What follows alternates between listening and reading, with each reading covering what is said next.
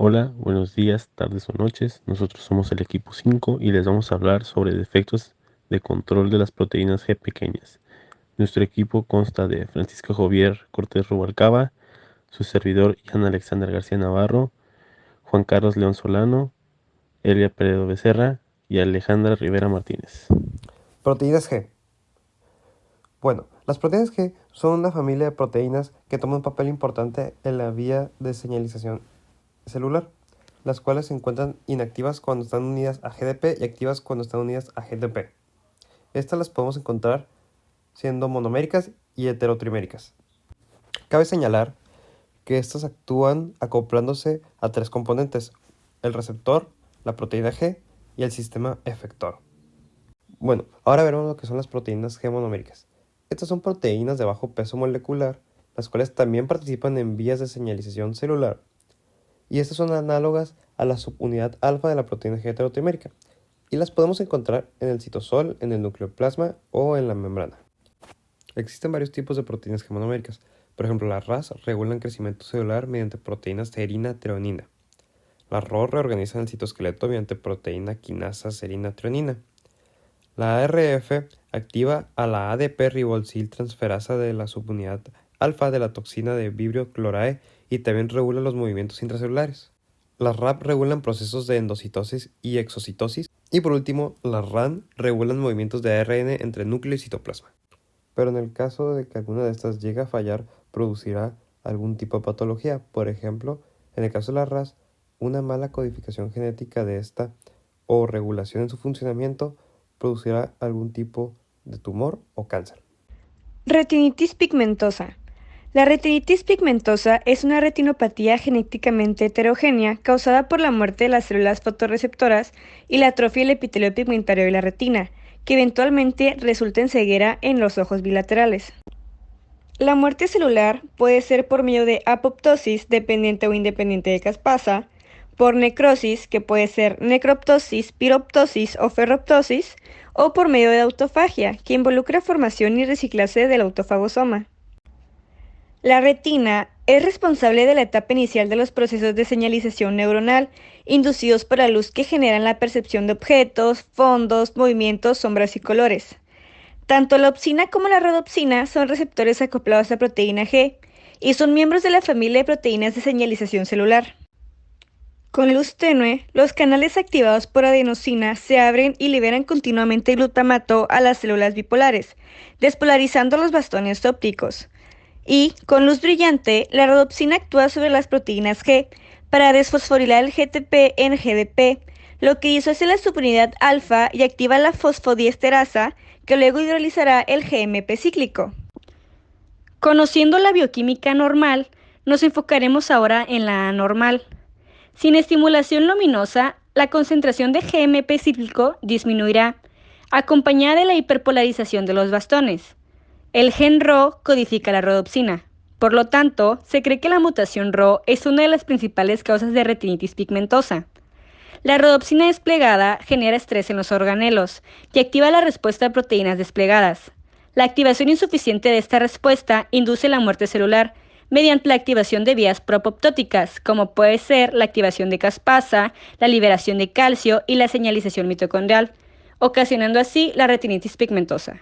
Displasia osteofibrosa. La displasia osteofibrosa es una afección ósea benigna y frecuente, congénita pero no hereditaria, donde el hueso normal es sustituido por un tejido de aspecto fibroso. Es el resultado de una mutación posigótica GNAS que codifica la subunidad activadora de la proteína G. Esta se puede dividir en dos: la monostótica, en la cual se ve afectada un solo hueso, y la polistóticas, que se ve afectado más de un solo hueso, y también se le llama síndrome de McCune-Albright. Ahora, hablando bioquímicamente, podemos observar que se produce una normal activación constitutiva de la adenilciclasa asociada a la proteína G, y el exceso de adenosín monofosfato cíclico resultante actúa como segundo mensajero intracelular, mediando los efectos patológicos en las células afectadas. Además de esto, existe una sobreproducción de proteincinasa A, factor de transcripción AP1, osteoclastos e interleucina 6, que al final es lo que provoca la resorción del hueso y extensión del tejido fibroso a partir de todo el hueso. Además, en la figura de la derecha podemos observar vías de señalización intracelular mediadas por receptores acoplados a proteína G estimuladora, en los que se ven el AMP cíclico, el ATP y la proteína sinasa que ya antes se habían mencionado. En los signos y síntomas podemos observar dos tipos, los síntomas generales y los síntomas del síndrome de McCune-Albright. En los síntomas generales observamos tales como dolor de huesos, fractura de huesos, deformidades faciales, dolor e hinchazón facial y compresión de nervios. En raras ocasiones la displasia fibrosa viene acompañada de problemas del sistema endocrino. Si tiene ambos, es posible que tenga los síntomas del síndrome de McCune-Albright, tales como manchas de color marrón claro en la piel, pubertad prematura y problemas de tiroides. Aquí en estas imágenes podemos observar dos tipos de displasia osteofibrosa. La de arriba es una displasia osteofibrosa monoestótica, en lo que podemos ver la dentadura facial en la que tienen problemas. En la de abajo observamos una displasia osteofibrosa poliostótica, en donde varias partes del cuerpo se ven afectadas. El pseudohipoparatiroidismo comprende un grupo de trastornos genéticos infrecuentes causados por la resistencia de la respuesta a la hormona paratiroidea. Es causado por mutaciones en el gen GNAS que se heredan de forma autosómica dominante y su prevalencia exacta es desconocida. El pseudohipoparatiroidismo se manifiesta bioquímicamente por hipocalcemia, hiperfosfatemia y elevación de los valores de la hormona paratiroidea. El gen GNAS es un complejo locus improntado. Estos son susceptibles de ser alterados funcionalmente tanto genética como epigenéticamente, cuyo producto principal es la proteína GS-alfa. Estructuralmente, la proteína GS-alfa está formada por 3 exones, de los cuales el primer exón es específico para la proteína GS-alfa. Tiene expresión bialélica en la mayoría de los tejidos, pero en algunos tejidos como la hipófisis, tiroides, gónadas y túbulo renal tienen expresión monolélica, lo que significa que la expresión del alelo paterno está silenciada y solo se expresa la del alelo materno. Como ya observamos, el pseudohipoparatiroidismo tiene dos tipos. Esta clasificación es basada en la excreción urinaria de AMP cíclico y de fosfato tras una administración exógena de la hormona paratiroidea, ya que dicha hormona en el túbulo renal proximal inhibe la reabsorción de fósforo mediado por la vía del AMP cíclico. Comenzando con el tipo 1, tenemos a la PHP tipo 1A. Se distingue por una resistencia multihormonal acompañada del fenotipo de osteodistrofia hereditaria de Albright, caracterizado por cara redonda, cuello corto, obesidad, calcificaciones subcutáneas e intracraneales, braquidactilia bilateral en manos y pies y/o retraso mental. Este tipo se debe a mutaciones inactivantes que afectan a los exones codificantes del gen GNAS en el alelo materno. Si la mutación se hereda del padre, se presenta solamente un fenotipo AHO, sin resistencia hormonal, es decir, un pseudo-hipoparatiroidismo. Ahora vamos con la PHP1B, que se caracteriza por la resistencia renal a la hormona paratiroidea, pero con la ausencia del fenotipo AHO, y también cuenta con una resistencia multihormonal más limitada que la del tipo 1.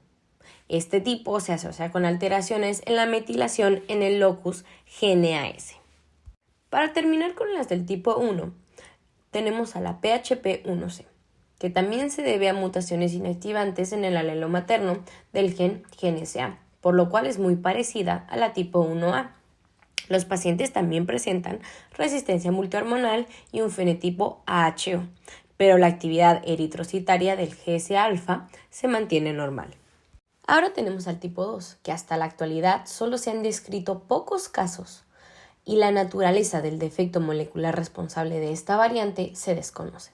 Pero se piensa que se encuentra distal a la generación del AMP cíclico, ya que los niveles de producción del AMP cíclico son normales tras la administración exógena de la hormona paratiroidea, aunque la respuesta fosfatúrica está alterada. En conclusión, en los genes codificadores de proteínas pueden encontrarse mutaciones, las cuales pueden generar productos que desarrollan anormalidades en la célula. Estos errores los podemos encontrar en las proteínas G a través de sobreactivaciones o en falta de activación por algún fallo en el receptor. Esto ha sido todo por el equipo 5. Gracias por su atención.